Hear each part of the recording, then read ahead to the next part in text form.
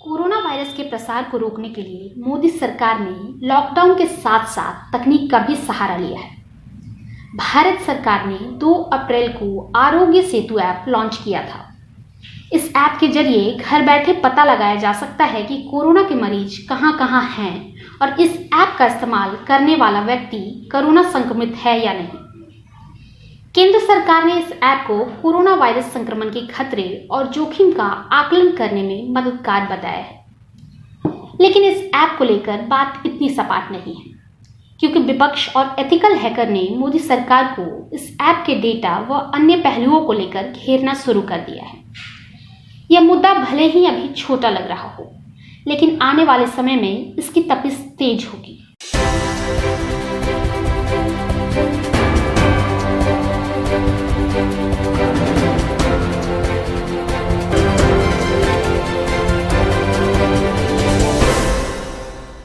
नमस्कार, मैं नेहा सिंह। आप देख रहे हैं बिहार टिक्स। बिहार टिक्स की कवर स्टोरी में इस बार आरोग्य सेतु ऐप की हर बात, ताकि आपके मन में इस ऐप को लेकर कोई कंफ्यूजन नहीं हो और आप यह तय कर सके आपको इसे डाउनलोड करना चाहिए या नहीं। पहले आंकड़ा समझिए। आरोग्य सेतु ऐप के लॉन्च होने के कुछ ही समय में 2 करोड़ से अधिक लोगों ने इसे डाउनलोड कर लिया था। वहीं अब तक करीब 9 करोड़ उपयोगकर्ताओं ने Aarogya Setu mobile application download किया है। इस ऐप विवाद के 3 पहलू हैं।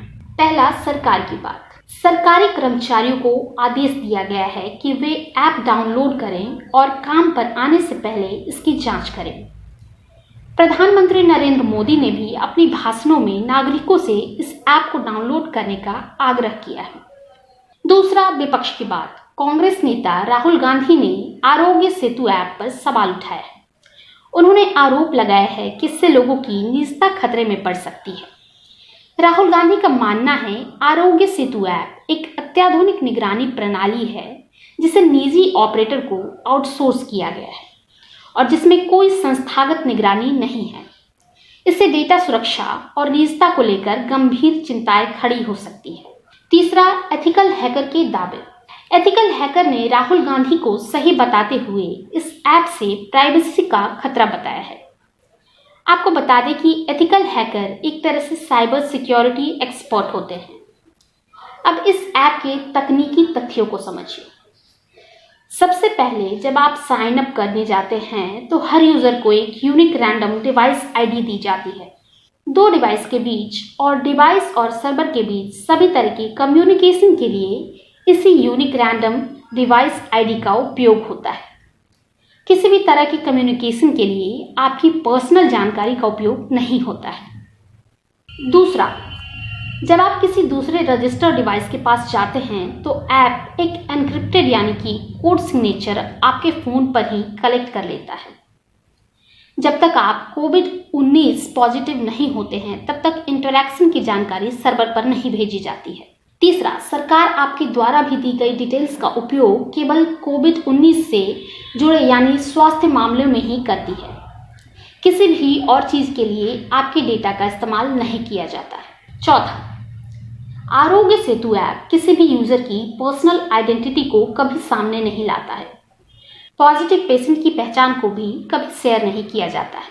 पांचवा, आपके आसपास के सभी डिवाइस इंटरैक्शन की जानकारी को भी सिर्फ 30 दिनों तक आपके ही फ़ोन में संभाल के रखा जाता है। सभी गैर जोखिम वाले यूज़र का डेटा 45 दिनों में हटाया जाता है, जबकि पॉजिटिव रोगियों का डेटा उनके ठीक होने के 60 दिनों के बाद हटा लिया जाता है।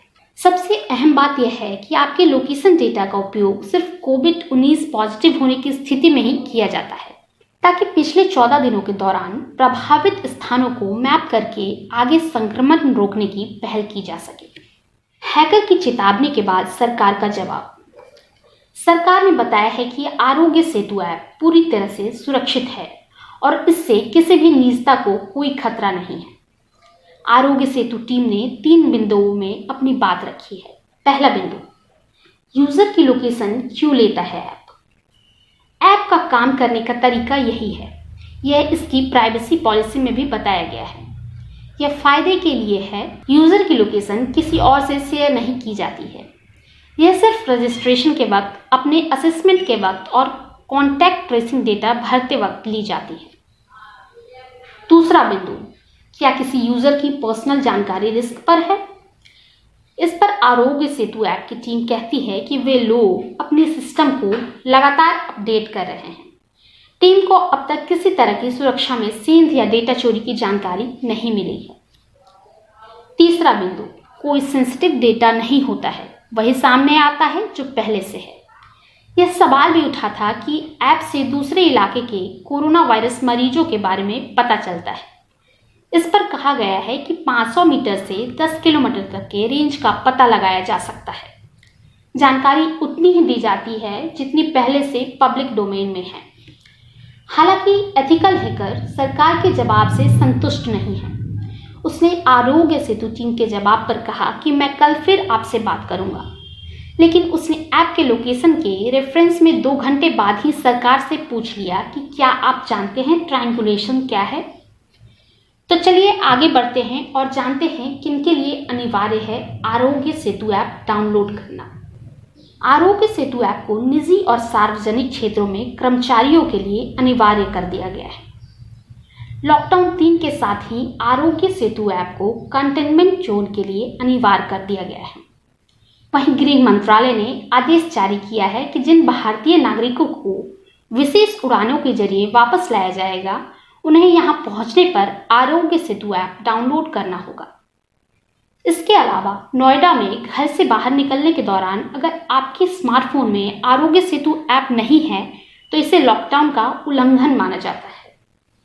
ऐप नहीं होने पर आईपीसी की धारा 188 के तहत मामला दर्ज हो सकता है। 6 महीने की जेल या 1000 रुपए तक का फाइन देना पड़ सकता है। बता दें कि नोएडा कोविड-19 संक्रमण के रेड जोन में आता है। कोविड ट्रेसिंग ऐप की दुनिया में स्थिति। दक्षिण कोरिया कोरोना 100M और corona map. Singapore trace together. Australia COVID safe. Israel Hamagen जैसी ऐप्स वायरस से लड़ने के लिए बनाई गई है, लेकिन इनमें से किसी भी देश में ऐप अनिवार्य नहीं किया गया है। इटली ने दावा किया है कि वह अपना ऐप इम्यूनी लॉकडाउन हटने के बाद तभी लॉन्च करेगा जब संसद अनुमति देगी। यूरोपियन यूनियन ने भी ऐसी गाइडलाइन जारी की है जिनके मुताबिक ऐप इस्तेमाल करना स्वैच्छिक होगा और जरूरत नहीं होने पर इसका इस्तेमाल बंद कर दिया जाएगा। ऐसे ही महत्वपूर्ण मुद्दों के बारे में गहराई से जानने के लिए देखते रहें बिहारटिक्स की कवर स्टोरी। अगर आपने हमारे चैनल को सब्सक्राइब नहीं किया है तो इसे सब्सक्राइब कर लें, इसे लाइक और शेयर भी जरूर करें और हाँ, हमारे फेसबुक पेज को भी जरूर लाइक करें। कोरोना महामारी के इस दौर में अपना खास ख्याल रखें। धन्यवाद।